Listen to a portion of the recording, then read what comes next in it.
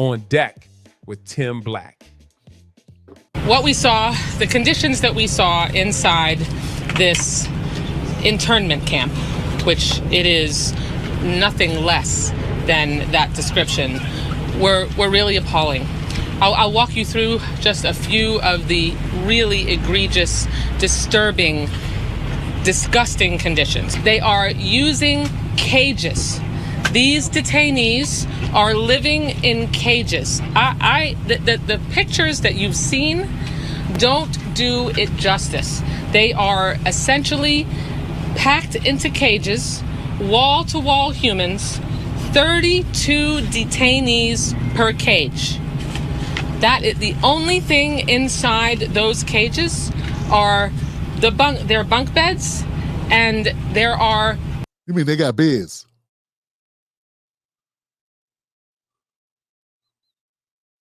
Okay. Thought you was gonna say they were sleeping on the floor. Something. It's like a cabin. You know, bunk beds. Like, I don't know, I haven't been in a bunk bed since I went to Camp Schmidt. Anybody went to Camp Schmidt? Remember Camp Schmidt? They had bunk bed.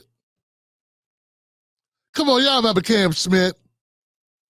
You're on the East Coast, you probably been to Camp Schmidt when you was in 5th grade, I think it was. All right. Go on, Debbie Wasserman Schultz. Scumbag, go ahead and tell the rest. 3 tiny toilets that are toilet units. They had toilets. All right. So they do have toilets.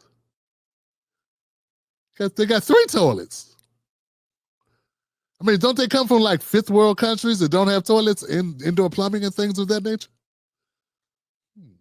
Interesting. Let's keep going here, man. This is interesting. And there are 3 tiny toilets that are toilet units that have a sink attached to it. So that's kind of standard. I got a feeling Debbie Wasserman is not taking the time to drag her punk ass down to a regular detention center. Yeah, it's kind of standard. It's kind of standard to have toilet with the thing with the... What if she thought this was the Ritz? What do you think this is? What did you... I'm trying to understand. This isn't the Mayflower Hotel. You got a bed with bunk bed, and a toilet with a sink attached to it. If they were separate, someone might take the sink and beat another guy to death. Do you understand what happens in prisons or detention centers?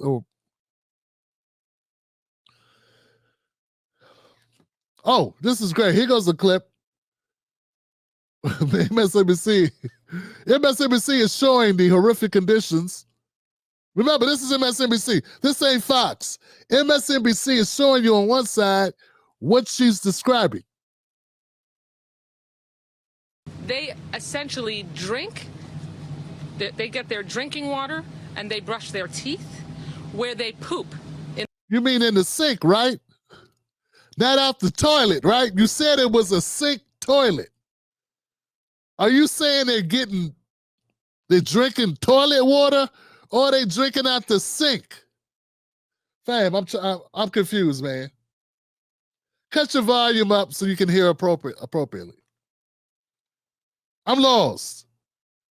There's a toilet, there's a sink. She's complaining that people are getting water out the sink. What's it? It's not liquid death? It's not life water? It's not, what is it, Aquafina or Dasani? Dasani's horrible. Ugh. It's a Dasani? Well, I get it. If it's Dasani, I get your complaint. I'm just trying to better understand, man. Put in the comment section what I'm missing, y'all. Please elevate the conversation. I need to know. They get their drinking water and they brush their teeth where they poop in the same unit.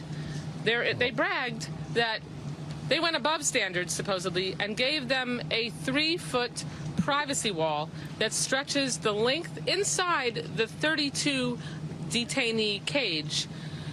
A 3-foot privacy wall that stretches the length of the 3 toilets.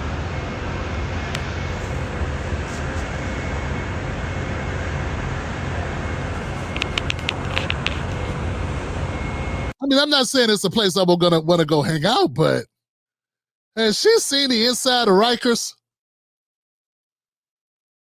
I mean, have you seen, like, they can't build a concrete prison. Like, you know, it would take years for a place you put up.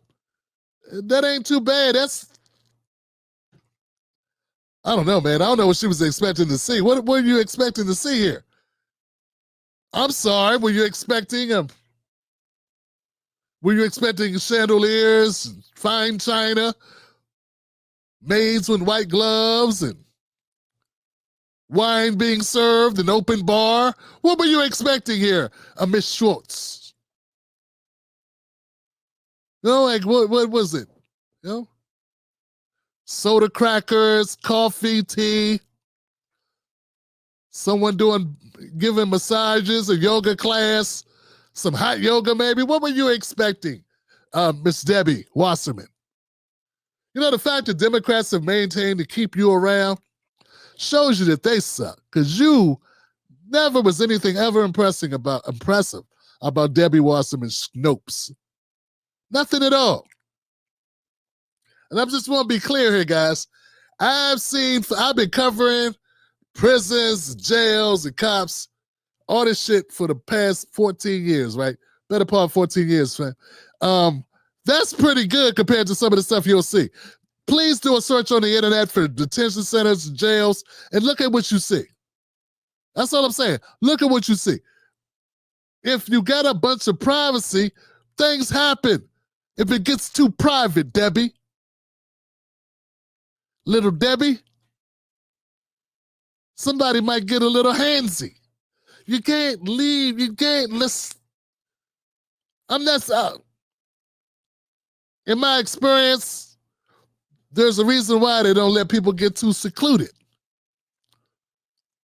I mean, the Superdome comes to mind. Those people were just trying to get out the heat. And bad things happen in the Superdome. So, like, you got to be able to keep an eye on people. You got to be able to see them, because they're in your custody at this point. You know, see them. Like, if we could have seen Jeffrey Epstein, maybe he wouldn't have been, you know what I'm saying? Get what I'm coming from. I mean, people, please put in the comments. I need to understand this. I know it's something I got to be missing. Don't seem that Next bad. on deck with Tim Black. I mean, bottom line is, from the day one, I've been doing this job since 1984. Detainees complain about the conditions of detention. And I said this many times, you can simply go to ice.gov and look at the detention standards ICE has. They have the highest detention standards in the industry. But these same congressmen are complaining about alligator Alcatraz. You didn't see them complaining about, under the Biden administration, people being held in a Border Patrol parking lot surrounded by a fence in the sweltering heat. Not a word. You didn't hear a word about 500,000 children being trafficked in the country and them not being able to locate 300,000. President Trump, this administration, is finding thousands of those children. So, you know, they have a lot of anger under President Trump on how we're doing business, and they ignored 4 years of open borders, historic migrant death, historic Americans dying from fentanyl, historic numbers of women and children being sex trafficked, historic number of people on terrorist watch lists coming across the border. Silence. Because they're complicit, because they didn't take the administration on and ask them to secure the border. You can't have strong national security in this country if we don't have border security. We got to know who's coming and what's coming, where it's coming. But instead, they kept silent and they kept feeding the American people, we have a secure border, and we did not. Next on deck with Yeah, you know, man, Holman has been been around for a long time, worked with Obama, worked under Obama, worked under Trump again here in his current administration. And that's a straight shooter. You might not like what he's shooting, but he's shooting it straight to you. And the conditions under Obama's reign were much different. You know, I got people that are so locked in, man, that's saying Trump's the Antichrist. They don't realize America's been pretty much garbage for a long time, particularly on this issue. I mean, our immigration reform has been needed forever, and people don't want to reform it because, money in trying to win elections. But I get ticked off because, first of all, I'm advocating for Black Americans to get a slice of the pie in America. So sue me, I'm already odd man out. I'm looking at the numbers but people keep saying that Trump is mass deportations, mass. How unfeeling, how inhumane, how barbaric, how draconian, how vicious, Hitler style. I hear all this, and I say, well, he's been deporting. Guy's been deporting 14,000 people a month since February. Like, damn, that's a lot of people. That's a lot of people. Johnson, that's a lot of people. Then I compare it to Obama. He was deporting, at his highest points, he was deporting 36,000 people a month. I don't know if people realize it, but 36 is a lot more than 14. And guess what I didn't see when he was doing it? Because I was doing this then. I didn't see y'all complain about it. Just like I didn't complain about people living as Holman pointed out, in the heat, in a tent, on the concrete. They got a bunk in a sheltered environment. You're still complaining. But when it was tents on concrete, people were quiet. And it was almost 3 times as many people getting deported. And I know Trump's got all this talk and all this focus on it, but remember, that's the media. They're the ones saying this, it's historic, these numbers, oh my God, it's disgusting, all these people getting thrown. It's like, well, hold on, man. How the hell did Obama put out 36,000 people a month and all of them was criminals? They weren't. That's why he tried to save his face by doing DACA, to help the children of the parents he deported. See, these people don't want to keep it real. It's as if you can't have an honest conversation with them because they don't know, first of all, they don't know anything because they watch MSNBC and CNN. They never decide, hey, maybe I should look beyond that. Maybe I should look at some other sources. They listen to people like Jasmine Crockett talk about, well, if it wasn't for them, how are we going to open the farms? And then I do a little research. I'm like, what? Only 40% of farm workers, national average is 40% of the farm workers are undocumented. But that still leaves 60% that are either documented or U.S. citizens. They're not even half, and that's the biggest industry. You'll find them, and that's true. But there are Americans that work the other jobs. Like, there is no job industry that's totally controlled by undocumented immigrants. Not a single one. The largest industry is farming, but even then, it's not even half.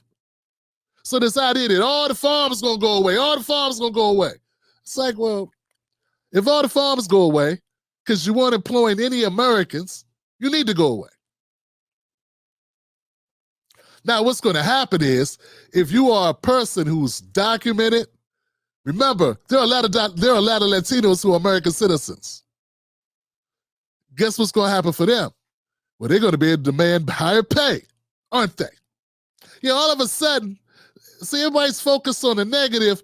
No one's talking about the positive. So let's say in the construction industry, for instance, they were employing people that couldn't really complain about treatment or hours or pay. Now they got to employ people that can't complain and people that have the ability to say no. Guess what you got to do? You got to pay those people.